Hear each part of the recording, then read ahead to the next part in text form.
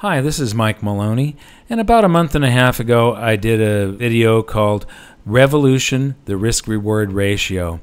And it was mostly about Venezuela, whose society is starting to come apart at the seams. And this was brought on, the hyperinflation that they're going into now can eventually cause a revolution. The hyperinflation is basically brought on by a government that says it's going to take care of everybody and solve everybody's problems and run the economy, and it tries to do that through deficit spending funded by currency creation. Now, I've been following this story for a long time. Here's Venezuela, the chaos to come, and this is December of 2013. And this is actually an excerpt from an even earlier video. And in this, I made a bunch of predictions. Well, just last week, I watched Life on the Line inside Venezuela's crisis, and a lot of my predictions are coming true. One of the things that I was talking about in my video from 2013 was that Maduro had just passed a law.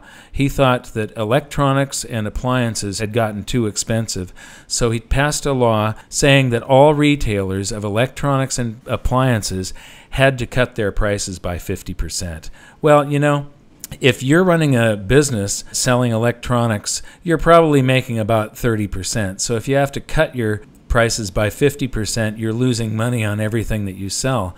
So that was a law that basically said that all inventory of electronics and appliances must be sold off and not replaced, and those businesses must close because that's their only option. They're selling them at a loss. They can't make enough to make a living and replace the merchandise. And so what I said in that video is that the very last cell phones and computers and washing machines and refrigerators and stoves, the very last of those are now being sold off in this country, and all of the rest of them from now on that are sold are going to be through the black market. All of those stores basically have to close because it's government mandated that they have to close because the government had just mandated that they could not make a profit. And it's all the government's fault through inflation. But some of the crazy ways that the government deals with this is an article from just last week that Venezuela's latest response to food shortages is to ban the lines that develop outside of bakeries and such.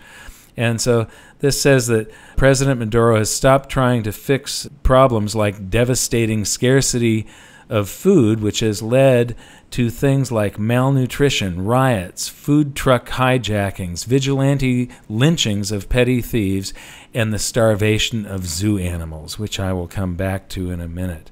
He's not admitting that it's a failure of the socialism imposed on this oil-rich country by Hugo Chavez. Instead, he's launching a war on anxiety. He actually believes that this is a result of a greater conspiracy, that the scarcity that is happening is retailers and such getting together and trying to scare the people with these shortages. He believes that a U.S.-backed agitators engaging in economic warfare by keeping things like toilet paper off of supermarket shelves. And so what his answer is to find bakeries that allow lines to stretch out their front doors. So you always point the finger somewhere else. And so this is so similar to things that have happened in the past under very similar situations. But I want to get back to those zoo animals. You know, I'm a real animal lover. My favorite film of all time is The Black Stallion. I watched it just last weekend with a couple of friends. When it first came out back in 1979 or 1980, I went to the theater many times to see it. I was so impressed with such an incredibly beautiful Francis Ford Coppola masterpiece. But what is happening here is people are slaughtering and eating the zoo animals. They come into the zoo at night. Here, a group of intruders broke into the zoo, pulled a black stallion from its cage, and then slaughtered it for the meat. You know, stuff like this makes me very, very sad. But at the same time, they can't afford to feed these animals. So the animals are going to starve to death anyway. But this is the result of government limiting economic freedom. It says dozens of zoo animals are slowly starving to death. And it also says that a few weeks ago it was pigs and sheep that were the targets of being slaughtered. People are so hungry that they are actually hunting cats, dogs, and pigeons. I would imagine that rats go along with that, because in these types of situations that becomes a favorite food also. This is the type of thing that a government can cause when they don't allow the free market to work. Now, economists know what a market is. The free market is just people dealing with people. Yet a lot of economists think that they can pull levers and push buttons on this thing and force some people to deal with other people and then keep some people from dealing with other people and sort of guide that economy, and they're wrong. This is a chart of Venezuela's net oil exports, and it's measured in thousands of barrels per day. So this is 3,000 barrels of oil, or in other words, 3 million barrels of oil.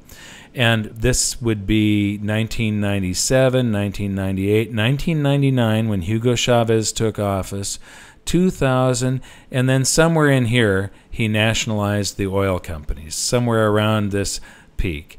What I find interesting here, oil was 10 bucks a barrel back then.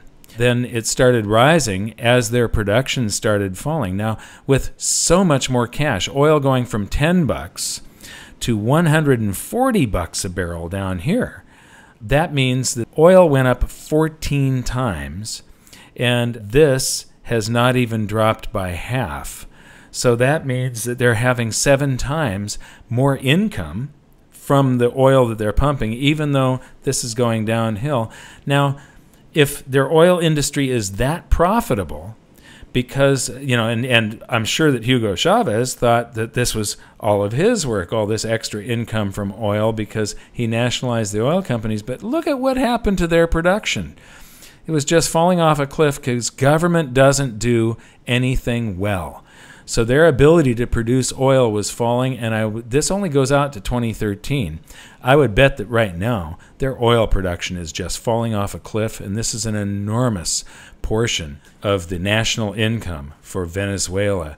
Now, in this video that I did back in 2013, I talked about how Venezuela was a naturally rich country and how the limitation of economic freedom, whenever they limit freedom, it destroys prosperity. And I had written an article in 2014 on the topic, and in the article I said, the mission of my book and my video series, The Hidden Secrets of Money, is to enlighten the world that maximum prosperity can only be achieved through individual freedom, free markets, and sound money. And I went on to say that this is not theory or speculation, it is documented fact. People in the most economically free countries are richer, happier, have cleaner environments, and live 20 years longer than the least economically free. Venezuela is a prime example. Being one of the world's largest oil exporters, Venezuela is a naturally rich country. In 1980, Venezuela was ranked the 14th most economically free country in the world, but when oil prices fell dramatically in the late 80s, the economy turned down. When the extreme socialist Hugo Chavez took office in 1999, it was decided the government would fix everything by running the economy and began nationalizing many of the country's industries.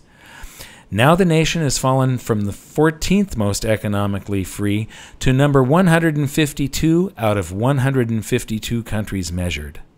Food is scarce, inflation is soaring, corruption is rampant, healthcare is overburdened and crumbling, property rights are almost non-existent, and the middle class is gone. I imagine the next steps will be complete collapse and revolution. Well, with this hyperinflation, those usually will end in a collapse and revolution. And this is what you get when you ask the country to take care of you instead of you taking care of yourself. Thank you very much for listening. If you got anything from this video, please like it, share it, and subscribe to our channel. We'll see you next time.